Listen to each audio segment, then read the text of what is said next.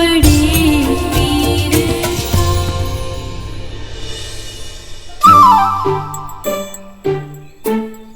कौन है ये उद्दंडी? कहां छुपे हो? बाहर निकलो।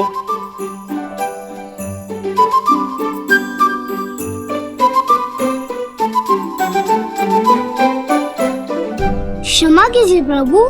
किस बात की क्षमा? वो हमारी गेंद आपको क्षति पहुंचाई। इसका दंड तो अवश्य मिलेगा, किंतु दंड से पहले एक बात जानना आवश्यक है कि किसी भी क्रीड़ा में ये विशेष ध्यान रखा जाए कि किसी को हानि ना हो, किसी को क्षति ना पहुंचे। जी प्रभु, हम दंड के लिए तैयार हैं। पहले वचन दो कि इस बात का ध्यान रखोगे। हम वचन देते हैं, अवश्य ध्यान रखेंगे। तो अब दंड के लिए सज्ज हो जाओ। अपना हाथ आगे करो।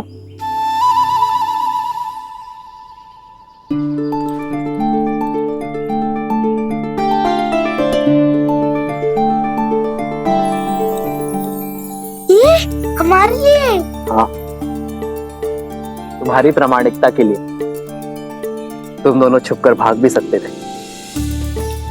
परंतु तुम बुलाने पर आए, अपनी भूल स्वीकार कर दंड का सामना भी किया। यही प्रामाणिकता जीवन भर बनाए रखना। चलो अब एक और खेल खेलते हैं। ये देखते हैं कि तुम सब में सबसे वेग से कौन दौड़ता है। भागो।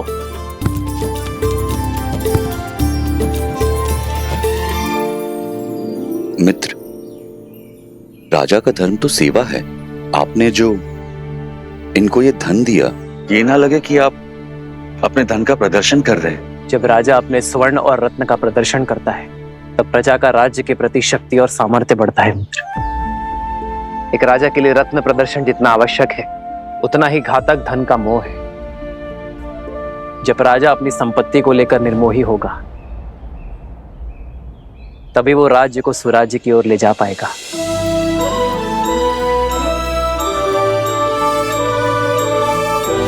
राजा की संपत्ति पर प्रजा का गर्व और राजा के लिए भार हो, यही सुराज्य का सार है। जब राजा अपनी संपत्ति पर गर्व ना करे और उसे अपने कार्यों में प्रयोग करे, तभी राज्य सही अर्थ में सुराज्य होता है।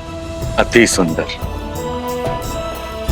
आपके विचारों ने हमारे विवेक को झंझोड़ दिया है। आपके ही मार्गदर्शन से अब से किष्किंधा में भी सुराज्य होगा, राम राज्य का परचम लहराएगा। जय श्री राम।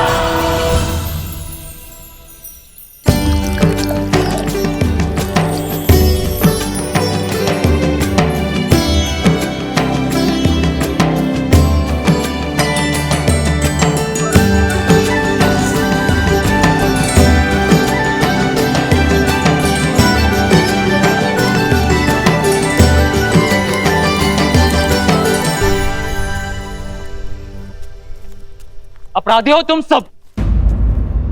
कैसा अपराध? क्या अपराध किया है हमने? अद्भुत। पहले चोरी, ऊपर से सीना चोरी। पहले हमारे जीविका के साधन की चोरी की इन ब्राह्मणों ने, और अब तुम वैद्य हो। तुम मेरी पत्नी के उपचार और चिकित्सा के लिए मुझसे धन मांग रहे हो, उसके प्राण बचाने के बजाय। मैं ब्राह्मण हूँ, चोरी जैसा शब्द मैं सोच भी नहीं सकता। और ये लकड़ियां यज्ञ के लिए है। ये मेरी जीविका और मेरा धर्म है। हाँ, और औषधियां मेरी जीविका हैं। यदि मैं अपनी औषधियां बिना मोल के दे दूं, तो मेरा परिवार कैसे चलेगा? मित्र, ये तीनों ही अपनी जगह सही। अब इसका क्या उपाय है? सुराज्य का चौथा स्तंभ, न्याय। आओ मित्र। प्रभु,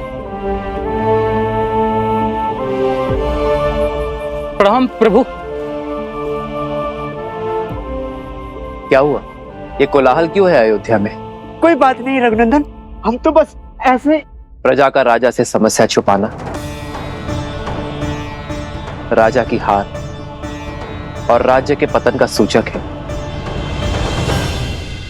निसंकोच कहिए। प्रभु, पूरे दिन सूर्य के ताप में जलकर गिरी हुई लकड़ियां एकत्रित की थी, परंतु बीच में हमारी कुल्हाड़ी टूट गई। हमने लकड़ियां सूखने के लिए छोड़ दी थी, सोचा इन्हें बेचकर पुनः अपना कार्य प्रारंभ करेंगे। किंतु इन ब्राह्मणों ने हमारी लकड़ियों का उपयोग यज्ञ में कर लिया प्रभु। प्रभु, शास्त्रों के अनुसार स्वयं गिरी हुई लकड़ियों का उपयोग केवल यज्ञ में ही किया जाता है। अब आप ही बताइए, शास्त्र नीति का पालन करके हमने क्या अपराध किया है, पाप किया है? यहाँ किष्किंधा के राजा मेरे मित्र वानर राज सुग्रीव उपस्थित है, क्यों ना वो इस समस्या का हल बताए।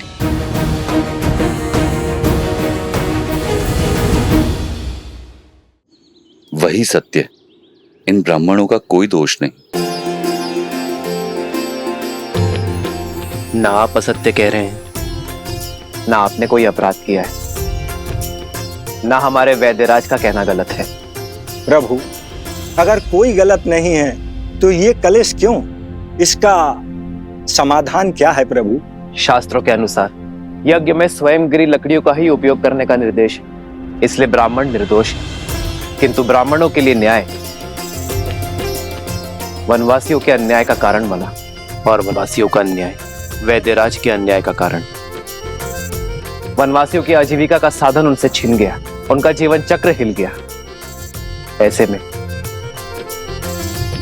उन्हें पुनः सशक्त करने का दायित्व किसका है? भूल समझ में आ गई प्रभु, यह समाज का कार्य है। यज्ञ के उपयोग में मिलने वाली सुविधा का मूल्य देना हमारा धर्म है, और इसीलिए वनवासियों को नई कुल्हाड़ियां हम देंगे, अपना कर्तव्य हम निभाएंगे। प्रभु, हमारे न्याय का आधार धर्म हो चला था, इसीलिए हम भटक गए थे, जबकि हमारे धर्म का आधार न्याय होना चाहिए। मित्र, आज ये घटना आपके समक्ष हुई, इसीलिए ये न्याय हुआ, परंतु तुम्हारी अनुपस्थिति में ये हुआ तो क्या करोगे? जिन्हें आवश्यकता है पहले उनकी सहायता करेंगे मित्र। आप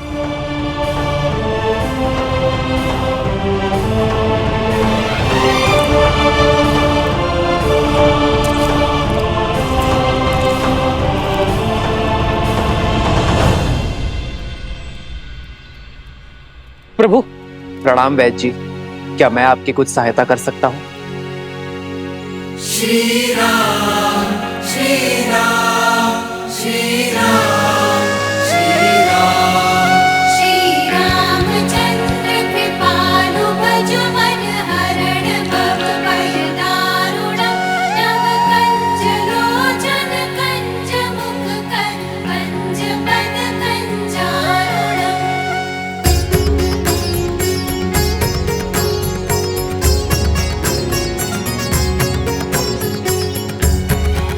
मृत्यु अवश्य ही परमात्मा के हाथ में है, किंतु जब किसी की मृत्यु को अंतिम क्षण तक टालने के लिए पूरा परिवार, अपितु पूरा समाज जुट जाए,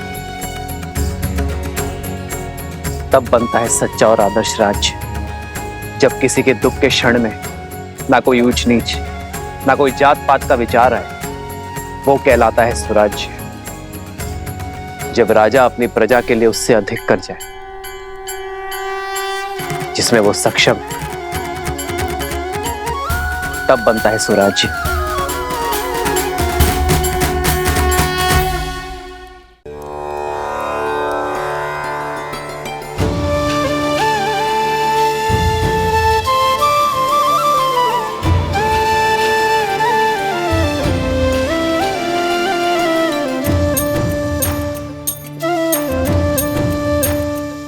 नहाए खाए के अर्थात स्नान और भोग के साथ छठ पर्व का पहला दिन प्रारंभ होता है। इस भोग को खाने के बाद हमें 36 घंटों का व्रत रखना होगा, अर्थात परसों भोर। ये व्रत शांति के लिए है। जहाँ शांति हो वहाँ सुख और समृद्धि अपने आप आ जाती है। ये राज्य मेरा परिवार है और इसकी शांति की कामना करती हूँ मैं छठी माँ।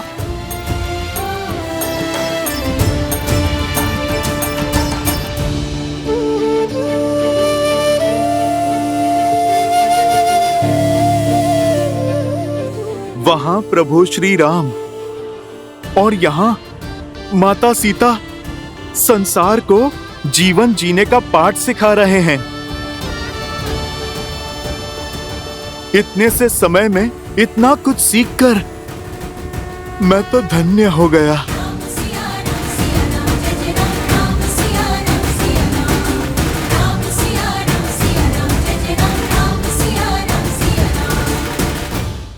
सुराज्य के लिए राज्य कार्यभार का सही होना आवश्यक है और राज्य कार्यभार समाज व्यवस्था पर चलता है।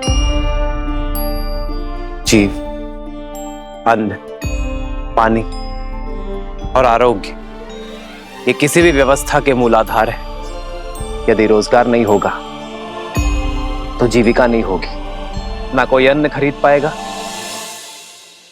और ना ही कोई रोगी अपना उपचार करवा पाएगा। हमें रोजगार के निर्माण का ये चक्र शुरू करना होगा मित्र। वही राजा को अन्न और जल, इन मूलभूत आवश्यकताओं का संचय और निर्माण करना होगा। एक राजा को आपातकालीन के लिए अन्न का संचय करना होगा, किसानों के लिए जल संचय की सामग्री का निर्माण करना होगा। और रही बात आरोग्य की, तो अपने राज्य में स्वच्छता की नींव रखना, अपनी प्रजा को निरोगी बनाना और आरोग्य केंद्र का निर्माण करना हमारा धर्म यही कर्म करने की बात करता है मित्र। जहां न्याय धर्म का आधार हो वो सामान्य राज्य है, किंतु जहां धर्म का आधार न्याय हो वो सुराज्य है। मित्र, आप धन्य हैं। अब चले मित्र, छठ पर्व में सूर्य को अर्घ देने का समय हो गया है। जैसी आपकी आज्ञा।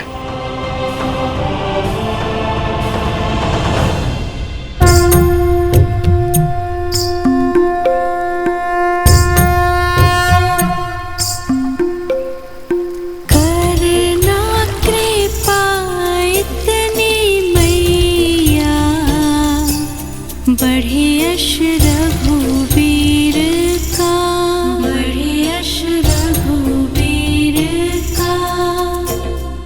फले फूले नगरी अजोध्या। मेरे श्री राम सदा सदा के लिए अयोध्या के होने जा रहे हैं।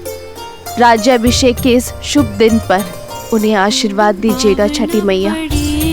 पीर का पावना पड़े पीर का, सुत हो रघुवंश के खेवैया, तेजस्वी सूर्य सा, तेजस्वी सूर्य सा। करना दया इतनी मैया, यश बढ़े रघुवीर का, यश बढ़े रघुवीर का।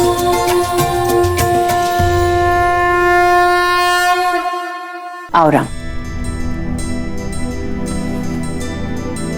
तुम्हारे लिए कलेवा परोस दिया है। तुम्हारा प्रिय दही भात और राजभोग सब है, ग्रहण करो।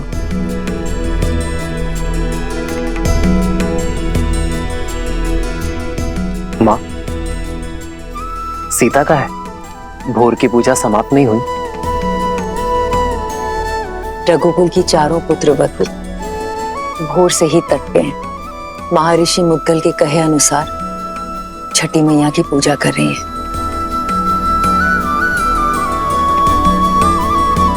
कल तुम्हारा राज्याभिषेक है राम।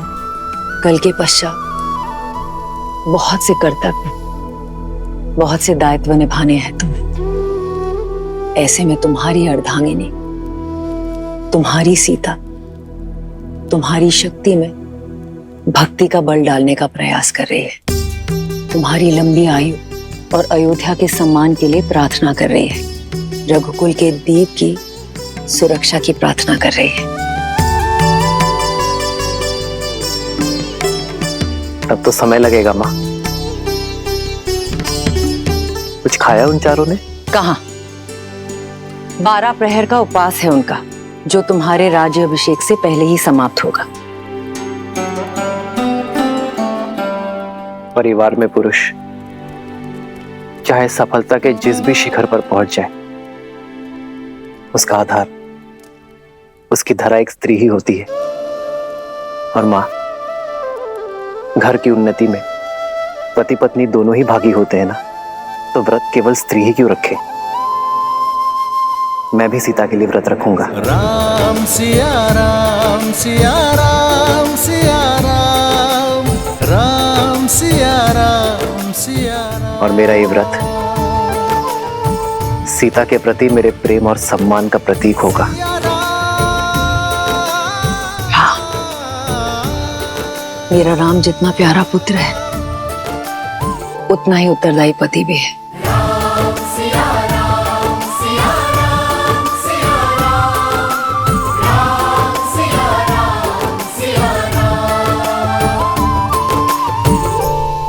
प्रणाम ऋषिवर। कल सुबह सूर्य की पहली किरण के साथ ही श्री राम का राज्याभिषेक होगा और श्री राम जैसा धर्मात्मा राजा पाकर ये धरा धन्य हो जाएगी।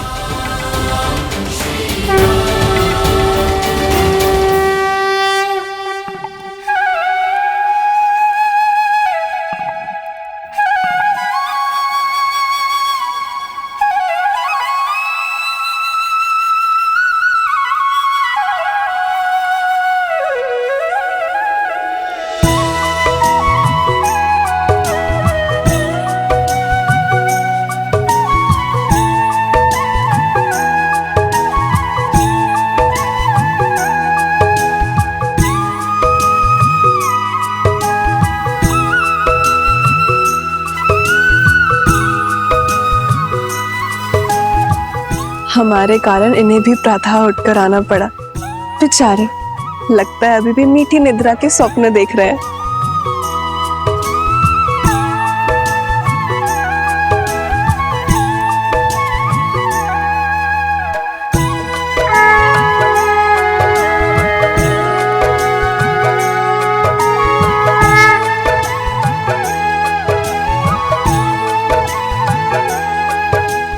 तो छठी माँ की पूजा हम अपने बच्चों के लिए रखते हैं, ताकि उनका जीवन सरल हो और कोई परेशानी ना हो।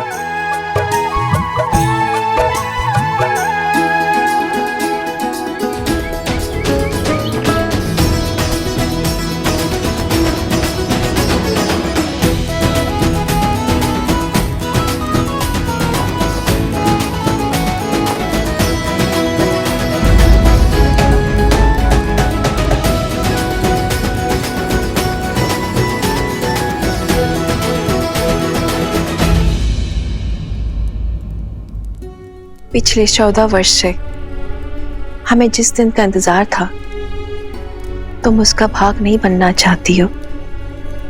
हमारा राम राजा बनने वाला है। चलो कैकेयी, ये समय बीती बातों का शोक मनाने का नहीं, आने वाली घड़ी के सुख में रंगने का है। आपको मुझ पर क्रोध नहीं आता? इस समय भी आप मुझे अपना दोषी नहीं मानती? कैकेयी दीदी, वनवास में जाने से पूर्व स्वयं राम ने तुम्हें क्षमा कर दिया था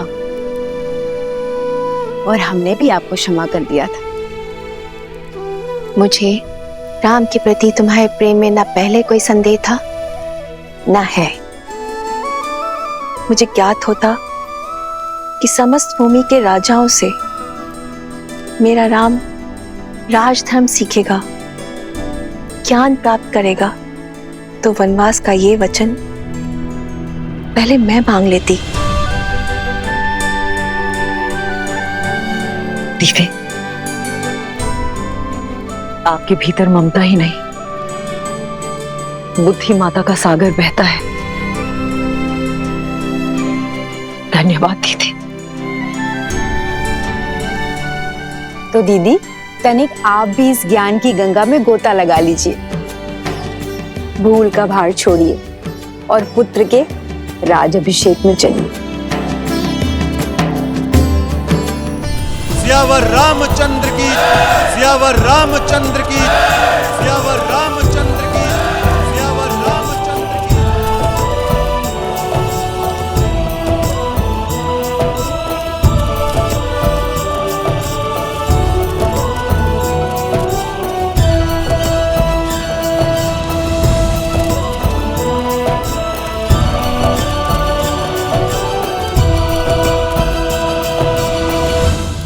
सियावर रामचंद्र की, सियावर रामचंद्र की, सियावर रामचंद्र की, सियावर रामचंद्र की।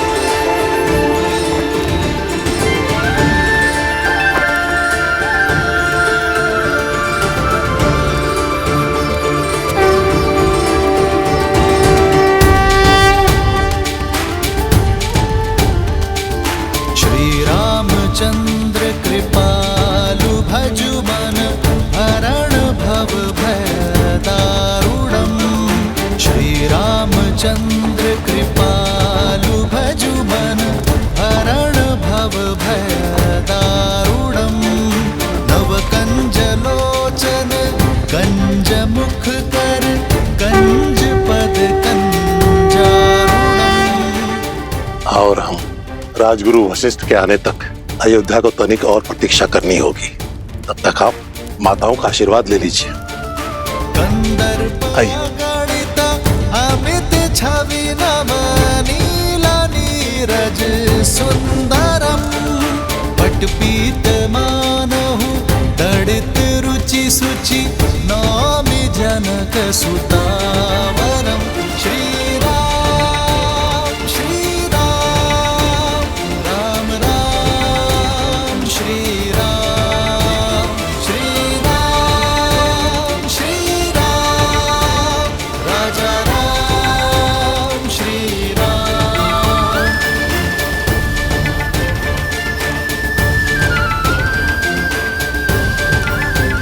श्री राम श्री राम राम राम श्री राम।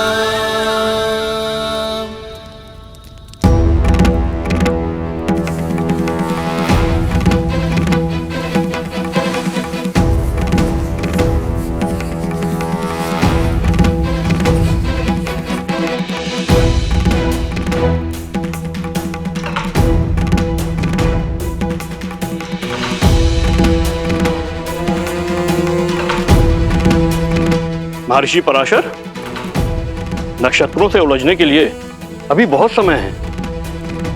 राज्याभिषेक में आपकी प्रतीक्षा हो रही है ऋषिवर।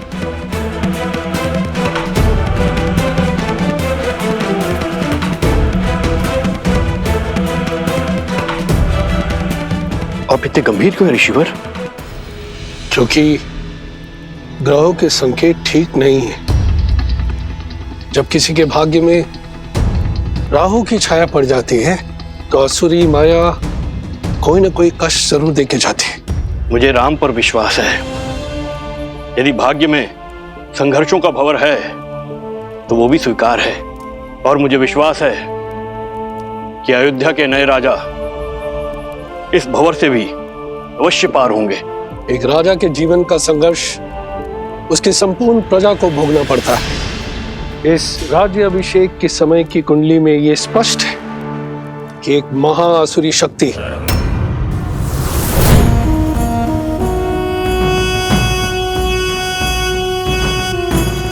अरे शीघ्र चलो, राज्याभिषेक का समय हो गया है।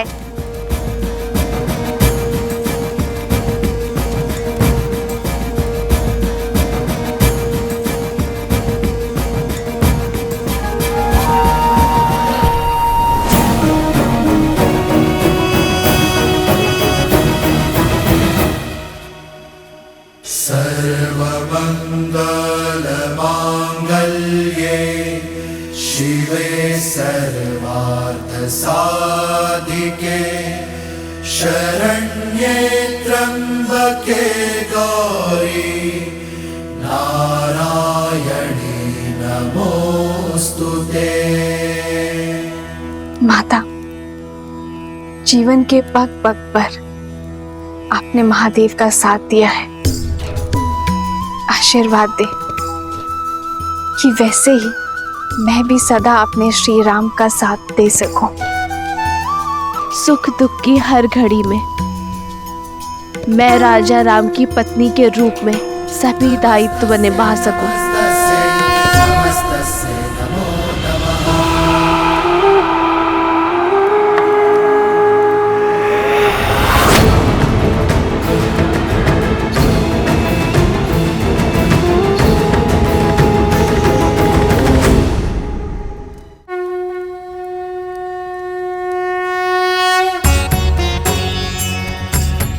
राज्याभिषेक न केवल एक रीति है, बल्कि होने वाले राजा के पवित्र उत्तरदायित्वों के लिए पवित्र प्रारंभ है। रीति अनुसार मंगल बेला में सर्वप्रथम श्री रामचंद्र जी की देह को तेल विविध औषधियों के मर्दन से शुद्ध किया जाएगा।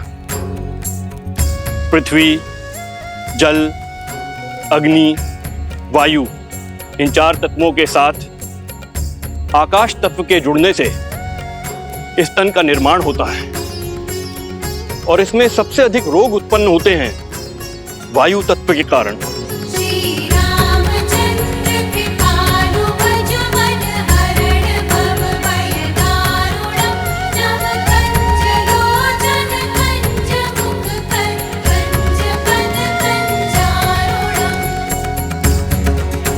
वायु न केवल चलने या कार्य करने की शक्ति है, बल्कि मन में उत्पन्न होने वाले विचारों की अभिव्यक्ति भी है। मन के मैल के कारण ही समस्त संसार में पाप, अपराध और दुराचार होते हैं। अतः मंत्रों से मन को बांधकर एवं तेल के मर्दन से वायु तत्व को शांत किया जाता है। पश्चात यह मन स्वच्छ हो जाता है और जिस राजा का मन स्वच्छ हो वह धैर्य और सहनशीलता का पर्याय होता है।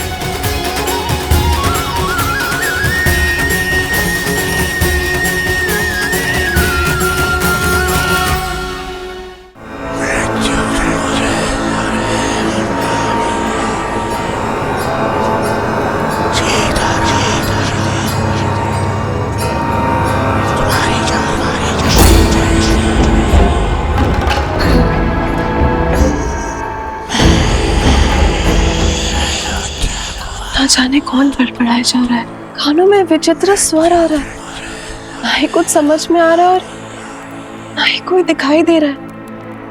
जाने कौन है जो पूजा भी नहीं करने दे रहा है।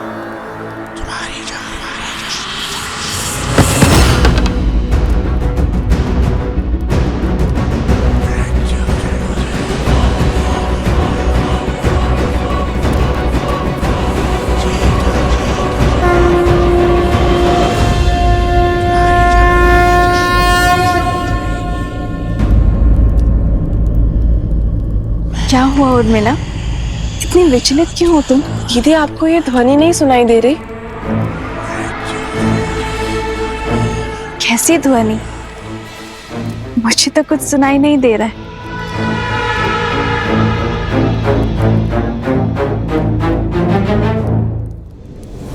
क्या ऐसे मेरी शक्ति, मेरी उपस्थिति का आभास तक नहीं है? क्या कोई हो सकता है इस संसार में जो सहस्त्रमुख रावण की शक्तियों से प्रभावित ही न हो?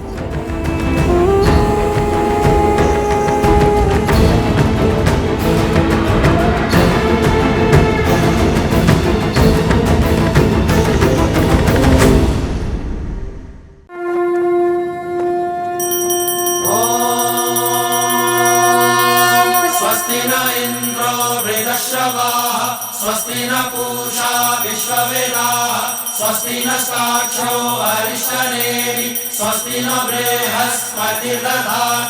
ओम शांति शांति शांति। तेल के मर्दन से वायु तत्व शांत हो जाता है। तन के साथ साथ मन भी स्वच्छ हो जाएगा, ताकि राजा सदा उचित मार्ग को चुने और धर्म का पालन कर सके।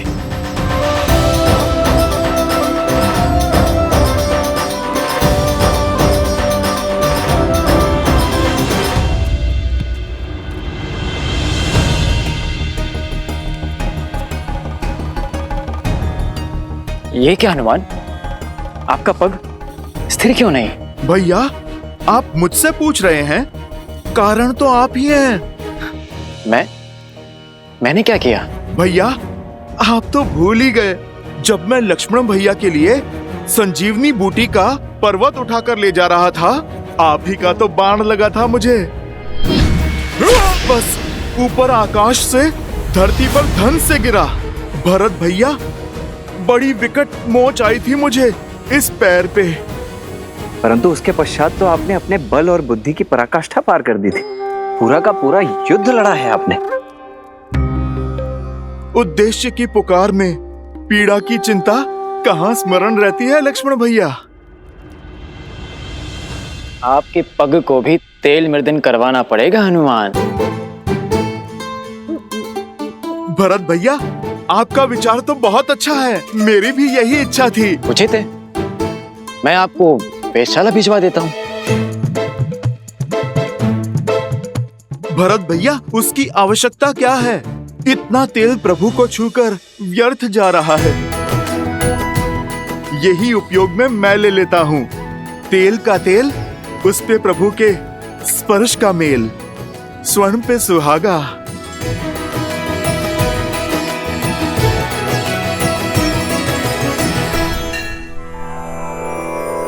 श्री गुरु चरण सरोज रज, निज मनु मुकुरु सुधारी। बरनउँ रघुबर बिमल जसु, जो दायकु फल चारि। यही तेल प्रभु श्री राम को स्पर्श करके आया है। मेरे तन और मन को स्थिरता दे सकता है। समझ रहे हैं भरत भैया? सब समझ में आ रहा है लक्ष्मण। इनके पग की पीड़ा, इनके तन की अस्थिरता, सब बहाने हैं हनुमान के। सत्य तो ये है कि भैया के तन को स्पर्श करके आया हुआ तेल भी हनुमान के लिए प्रसाद है, पावन है। सच में हनुमान की भक्ति अनुपम है। पर ये तो कम है, अभी तो और अभिषेक होंगे। भैया को माटी भी लगाई जाएगी। क्या हनुमान वो भी अपने तन में मल लेंगे? कहीं यह विचित्र दृश्य ना प्रस्तुत हो जाए। उचित कह रहे हो शत्रुघ्न। भ्राताओ, बहुत बड़ी भूल हो गई हमसे। सीता भाभी माँ के साथ ही रखना चाहिए था हनुमान को। अब और न जाने क्या क्या खेल दिखाएंगे ये। भरत भैया, जो पहले ना हो सका वो अब भी तो हो सकता है। अर्थात? हनुमान जी, एक कार्य तो शेष रह गया। हमें शीघ्र भाभी माँ को यहाँ बुलाना होगा। वो क्या है कि भैया के शीश पर जब अयोध्या का राजमुकुट सजेगा तो उन पर प्रथम पुष्प वृष्टि करने का अधिकार तो भाभी माँ को ही है ना। तो समस्या क्या है लक्ष्मण भैया? प्रभु के कार्य में कोई भी विघ्न नहीं आएगा। राम लखन सीता सहित, हृदय बसहु सुरभूमि।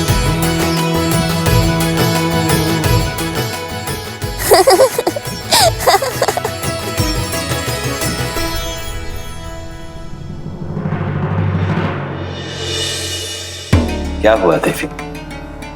इस शुभ अवसर पर महर्षि पराशर के गंभीर मुखमुद्रा का कारण सोच रही हूँ।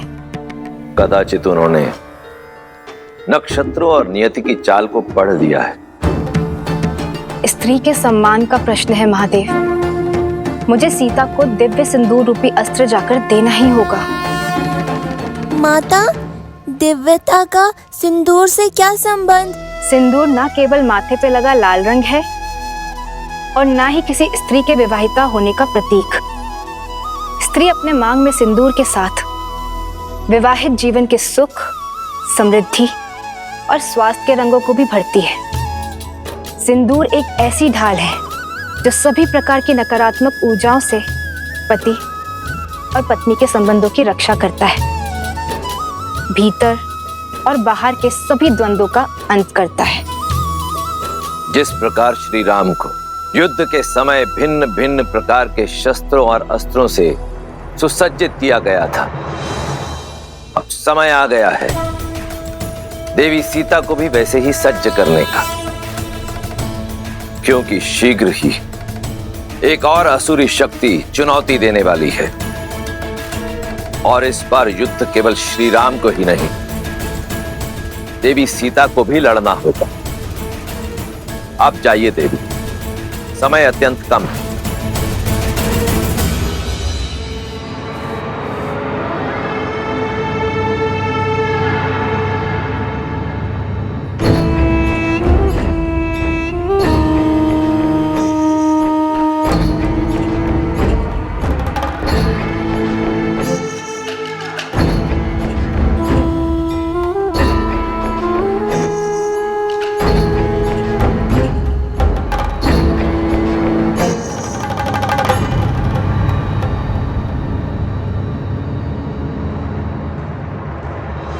अद्भुत, अप्रतिम है ये सुंदरी। इन पर मोहित होकर क्या पाप कर लिया मेरे भाई रावण ने। प्रणाम ऋषिवर। सुखी रहो।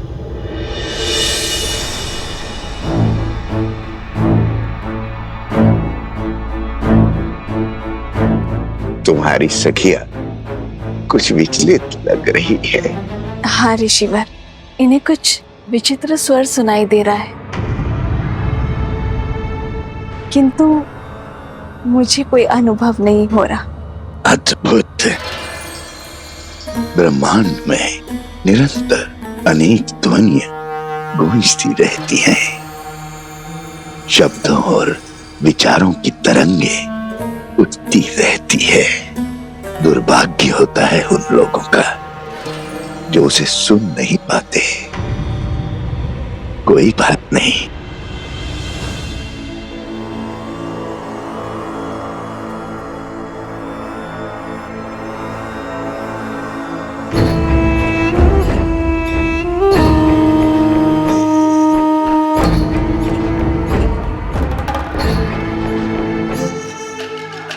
मेरे हाथों से प्रसाद खा लो, सब सुनाई देगा।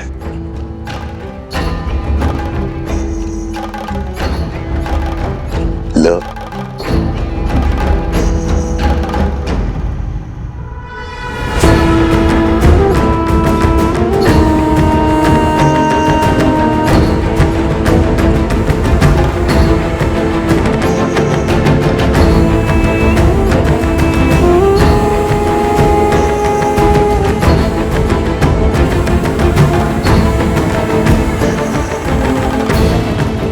प्रसाद लेकर उसे ग्रहण न करना उसका अपमान होता है देवी।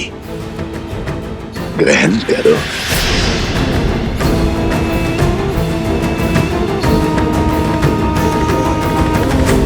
क्या हुआ, कोई संदेह? संदेह नहीं, समर्पण है ऋषिवर। श्री राम के राज्याभिषेक के लिए मैंने व्रत रखा है। आज राज्याभिषेक के बाद ही मैं छठी पूजन का व्रत खोलूंगी। क्षमा कीजिएगा ऋषिवर, किंतु मैं ये प्रसाद अभी ग्रहण नहीं कर पाऊंगी। प्रणाम। कल्याण हो।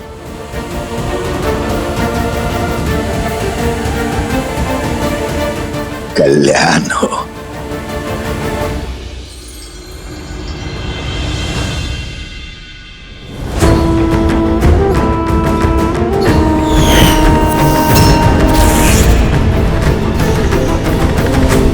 तेल अभिषेक संपन्न हुआ, अब मृदा अभिषेक आरंभ हो।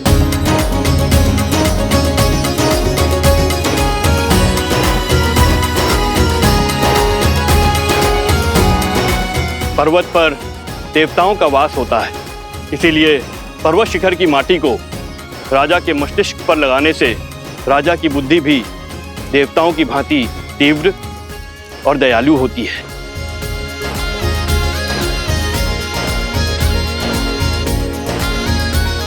राजमहल के आंगन की माटी में शौर्य की गाथाएं, वीरों का रक्त घुला होता है और इस माटी को हृदय से लगाने से भावी राजा का मन दृढ़ होता है। जिसके मस्तिष्क में दृढ़ता हो और हृदय में दया हो, वही राजा प्रजा की सेवा कर सकता है, उसे संतान की भांति पाल सकता है। जय श्री राम, जय श्री राम, जय श्री राम, जय। अच्छा हुआ लक्ष्मण, हनुमान को सीता भाभी माँ को लेने भेज दिया, अन्यथा हनुमान तो यहाँ माटी स्नान कर रहे होते अभी।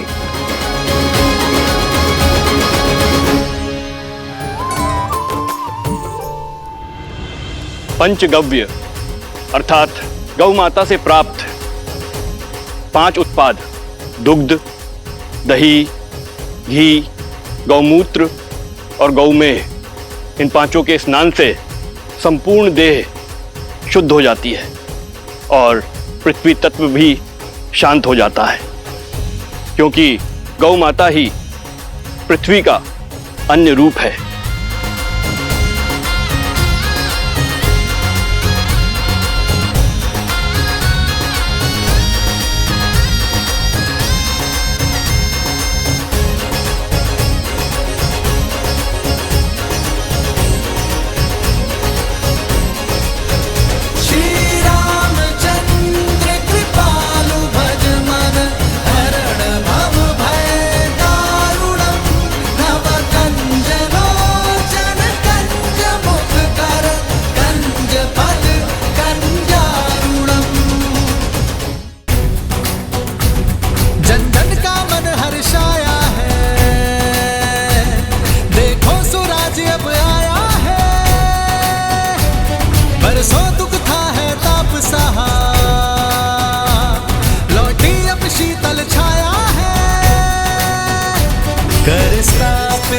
मर्यादा संसार के पाप को हर गुंठा करने तारम हरियाए हैं बन के नर।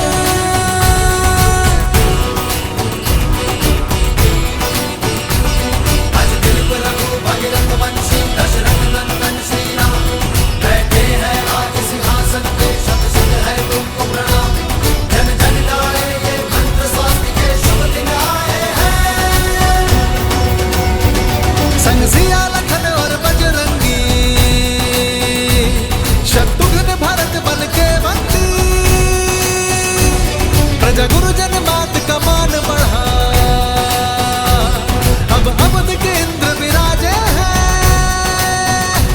नवदेव या संत ऋषि सब गाए मंगल गान, सरयू का गर्व बढ़ा, लिए राज मुकुट श्री राम। सियावर रामचंद्र की, सियावर रामचंद्र की, सियावर रामचंद्र की, सियावर रामचंद्र की।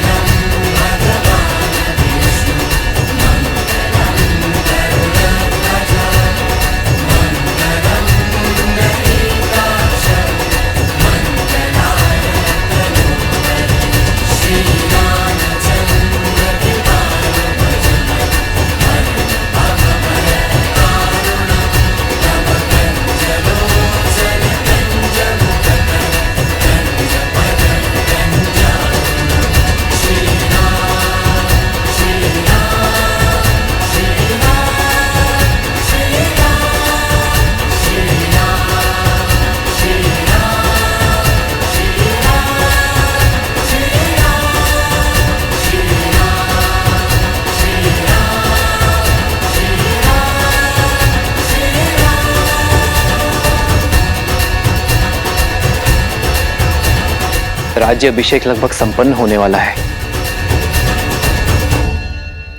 पर मेरा हनुमान नहीं दिखाई दे रहा। कहाँ है हनुमान? लाल देह लाली लसे अरुधरि लाल लगूर वज्र देह दानव दलत जय जय जय कपीसुर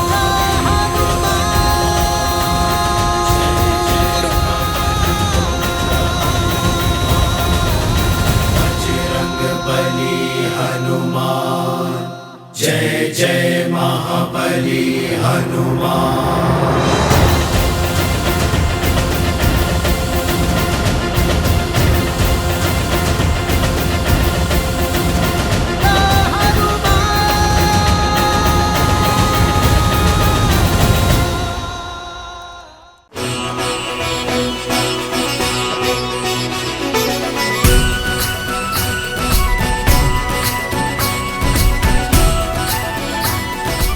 सियावर रामचंद्र की, सियावर रामचंद्र की, सियावर रामचंद्र की, सियावर रामचंद्र की।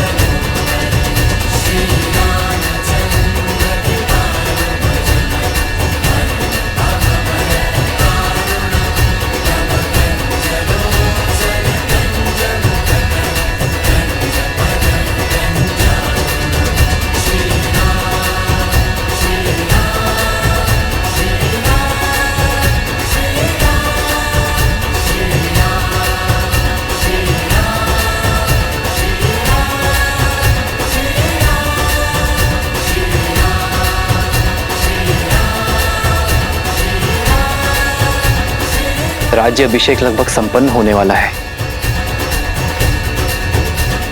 पर मेरा हनुमान नहीं दिखाई दे रहा। कहाँ है हनुमान?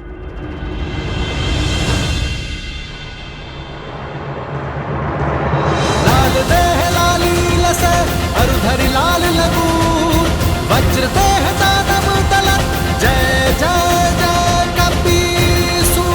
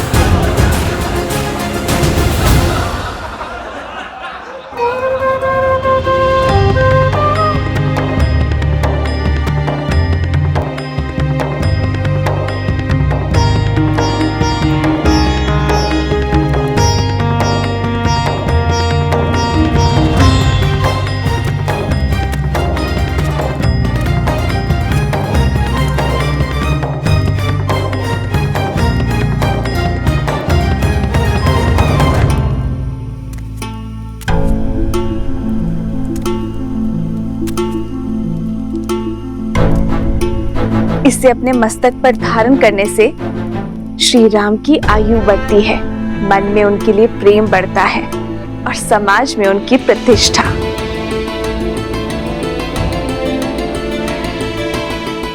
माता, आप चिंता ना कीजिए। ना मुझे किसी के ठाठ से अंतर पड़ता है और ना ही उपहास से। मेरे लिए मेरे प्रभु का जीवन, उनका सम्मान, उनका मुझसे प्रेम महत्व रखता है। माता, आपने तो मुझे अनोखा मार्ग दिखा दिया। आपके मस्तक पे एक चुटकी सिंदूर लगाने से मेरे प्रभु का सम्मान इतना बढ़ गया। तो माता, आप सोचिए, मेरे प्रभु का सम्मान और प्रभु का मुझसे प्रेम अब कितना बढ़ेगा? क्योंकि माता, मैंने तो अपने रोम रोम को सिंदूर के रंग से रंग लिया है। मैंने तो अपनी पूंछ का भी एक छोटा सा भाग भी नहीं छोड़ा। तो माता, आप बताइए ना, इस लाल देह से मेरे प्रभु का जीवन और कितना बढ़ेगा?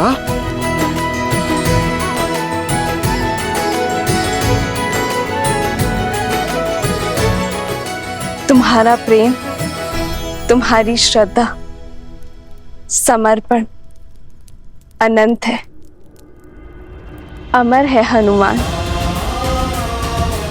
तुम चिरंजीवी रहोगे और जब तक तुम रहोगे तुम्हारे हृदय में श्री राम का प्रेम सदा के लिए धड़कता रहेगा।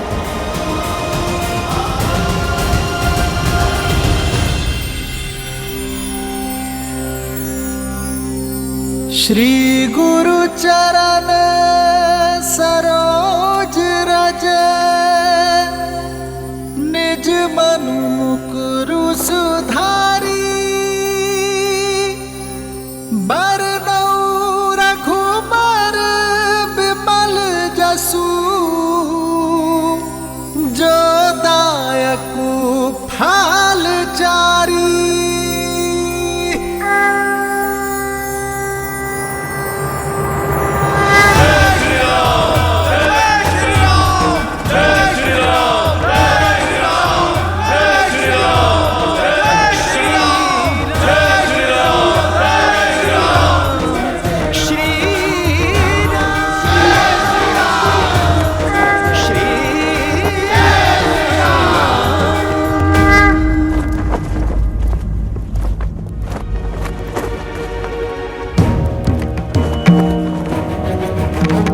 इस राज्य अभिषेक के समय की कुंडली में यह स्पष्ट है कि एक महाअसुरी शक्ति अयोध्या में प्रवेश करने वाली है।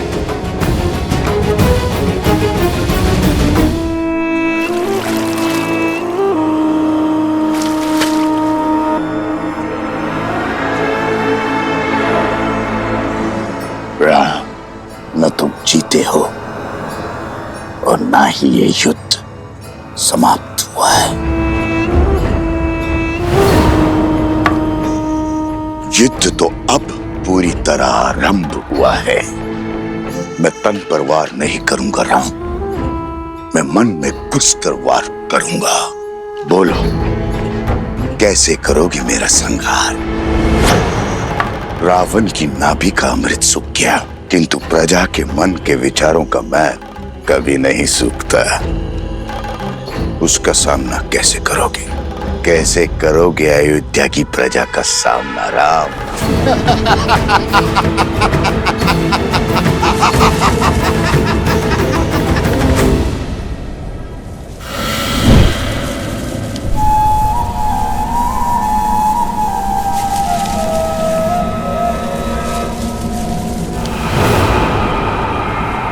भूल हो गई मुझसे, जो आपसे सहायता की आस कर बैठी मैं, आपके द्वार पर प्रतिशोध की भिक्षा मांग बैठी मैं।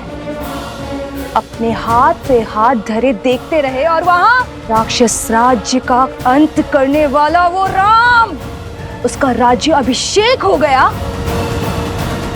पराजय है ये आपकी।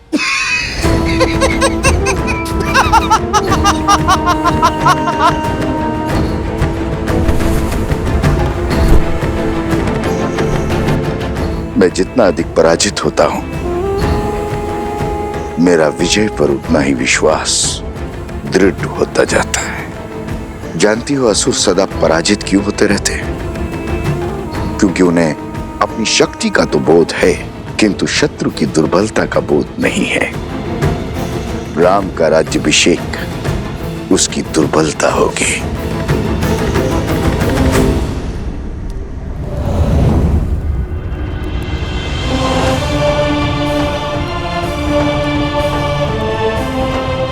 प्रणाम आचार्य। प्रणाम महर्षि। राज्य अभिषेक की कोटि कोटि बधाई हो अयोध्यापति। किंतु हर बधाई के साथ एक चुनौती जुड़ी होती। आपने पापियों का संहार तो किया, पाप का नहीं।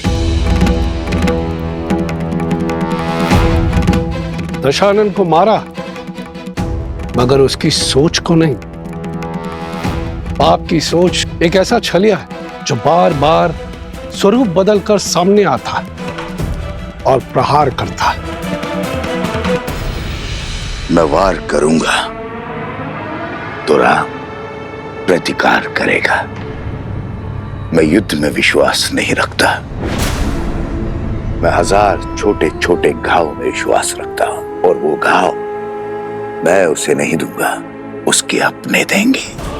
और जब घाव अपने देंगे तो लाचार होगा और पीड़ा भी अधिक होगी। अर्थात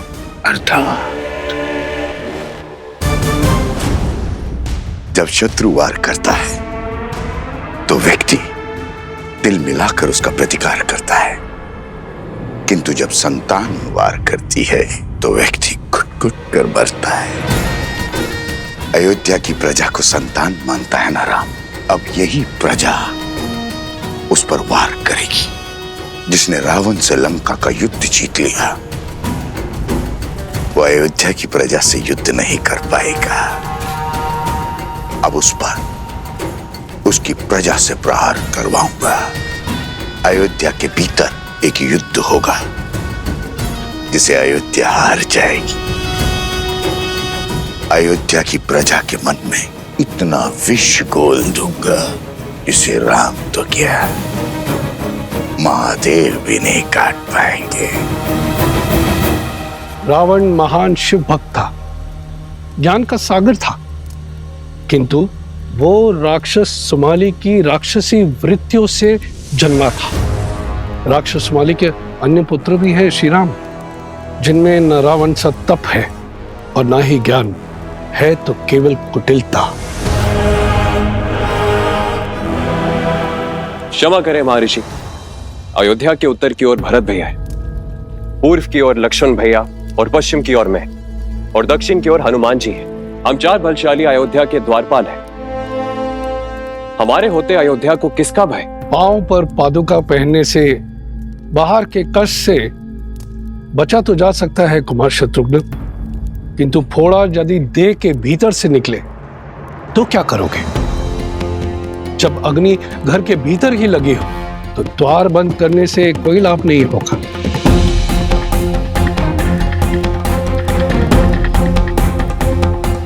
रावण के पापों का अंत तो हुआ है, लेकिन उसकी सोच का नहीं। जो विपदा आने वाली है उसके अस्त्र तलवार या भाले नहीं, असत्य, लोकवाद, झूठी निंदा, ये सब उसके अस्त्र हैं। शब्द उसका ब्रह्मास्त्र है। संसार का नियम है, अगर कोई भी असत्य बार बार कहा जाए, किसी की झूठी निंदा बार बार हो, तो वो सत्य लगने लगता है। और ये मनुष्य के स्वभाव की प्रवृत्ति है कि सत्य सामने होते हुए भी वो असत्य की ओर आकर्षित हो जाता है। हर मनुष्य के भीतर छिपी बैठी है असंतोष की अग्नि, इस अस्त्र को विस्फोटक बना देती। जब तक उन्हें मेरी योजना का आभास होगा, तब तक मैं उनका स्वर्ग रूपी संसार भस्म कर चुका हूंगा। मुझे आपकी रणनीति पर बिल्कुल भी विश्वास नहीं है। रावण भैया की शक्ति और साहस का 100वां अंश भी नहीं। अपने शत्रु से 2-2 हाथ करने की स्थान पर जुआरियों की भांति कुचक्र रचना से अंत नहीं होगा उस राम का। शांत प्रिय बहन, शांत। मैं जानता हूं कि तुम्हें मेरी शक्तियों पर संदेह है, इसलिए तुमने अपनी सहायता के लिए किसी और को भी बुलवाया है। कौन है वो? हाँ, मैंने सहायता के लिए निस्थल के राजा भस्कर्ण और उनके पुत्र संहादमन को बुलाया है।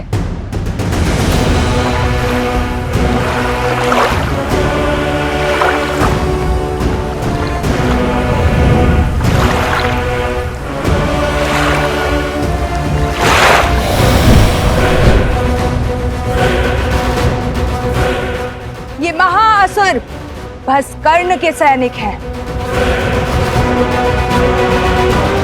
आप मेरे साथ? तुम्हारे महाराज को वरदान है कि जब तक वो जल में, वायु में या पृथ्वी पर खड़े होंगे उनका वध करना असंभव है। हाँ।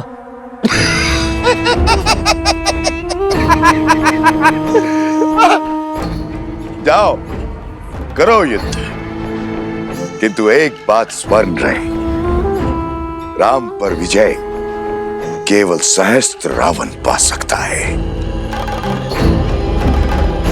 जाओ, अपनी योजना को आकार दो।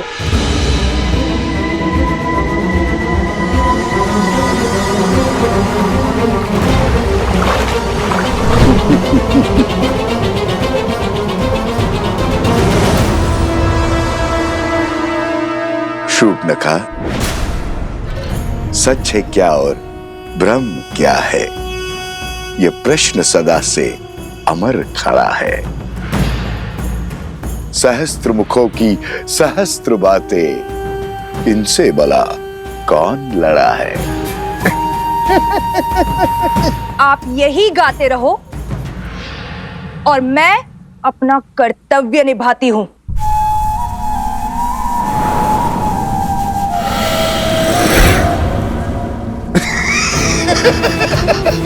राम राज्य पर अनिष्ट की छाया तक नहीं आएगी महर्षि।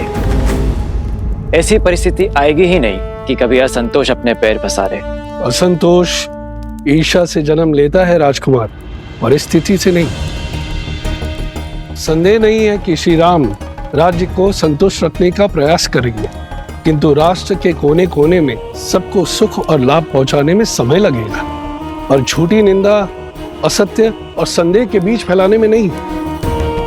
संदेह मन के किसी कोने में छिपकर घास के तिनकों की भांति तनिक सी निंदा से पोषित होकर बढ़ता रहता है, और हमारी अनुमति के बिना हमारी मति भ्रष्ट करता रहता है, और यही सहस्त्र रावण की शक्ति है।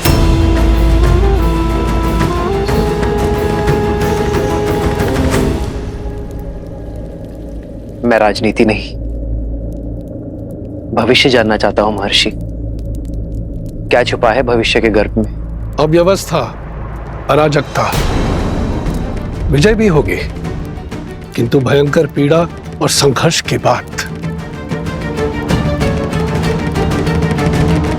मानव जीवन तो है ही दुखों और संघर्षों का सागर, इससे भय क्या? मैं तो अयोध्या के विषय में पूछ रहा हूं महर्षि। मैं भी अयोध्या के विषय में ही बता रहा हूं राजन।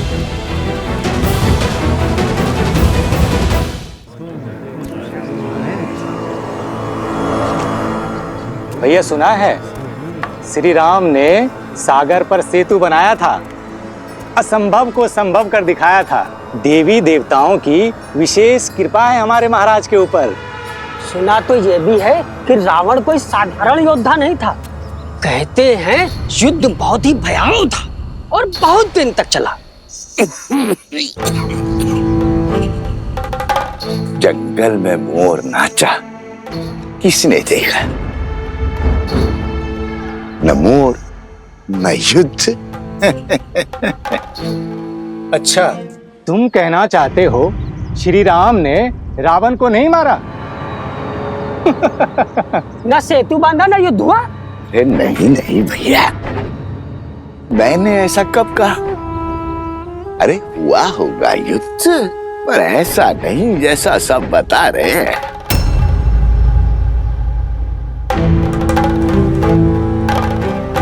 सागर तो पर्वत निगल लेते हैं, और उस पर यदि रावण इतना बलशाली था, 10 लोगों का स्वामी था, तो क्या वो सागर पर पुल बांधने देता?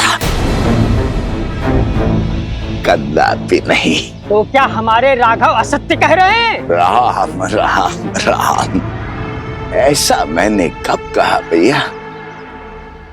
अरे श्री राम गए होंगे लंका और रावण को ललकारा होगा, और रावण भी आ गया होगा रणभूमि में, और श्री राम ने एक बाण से उसका वध कर दिया होगा। बस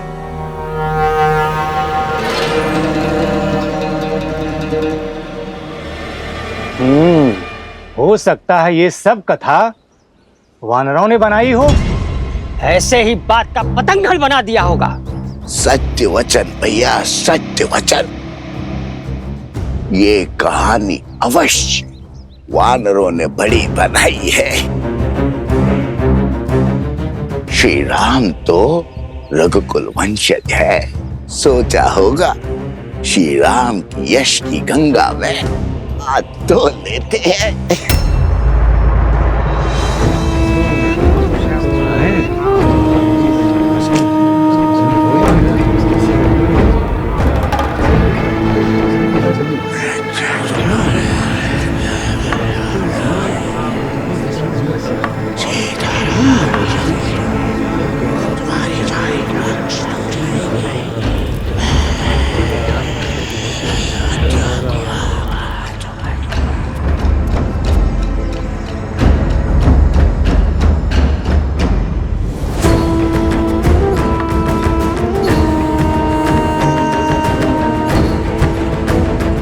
उपहास निंदा में बदलेगा और निंदा संदेह में। इस प्रकार सबके मन में संदेह रूपी सहस्त्र रावण बस जाएगा और संदेह से फैलेगा असंतोष।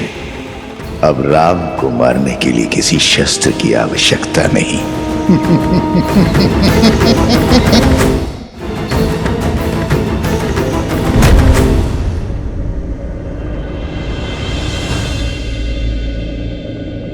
अरे क्या हुआ?